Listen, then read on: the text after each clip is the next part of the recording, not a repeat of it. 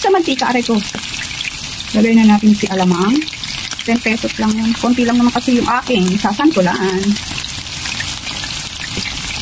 Lugasan ko na po yan.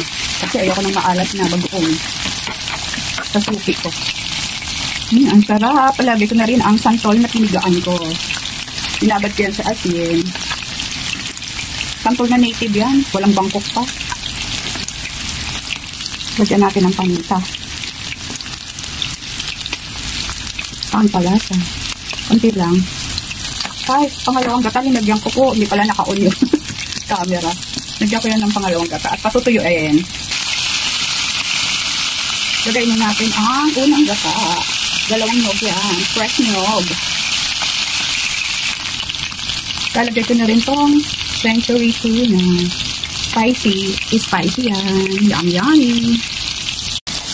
Yung ating ginataang santol. Yummy yummy. Nakaluto na naman tayo ng isang masarap na ulam.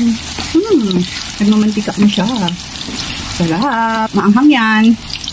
Ay, nagmamantika na talaga siya. Ang sarap-sarap. Tuyo na siya.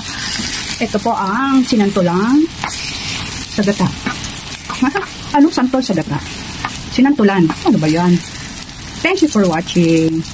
Yummy, yummy.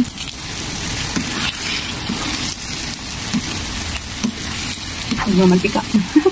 Hindi, walay na yung mantika.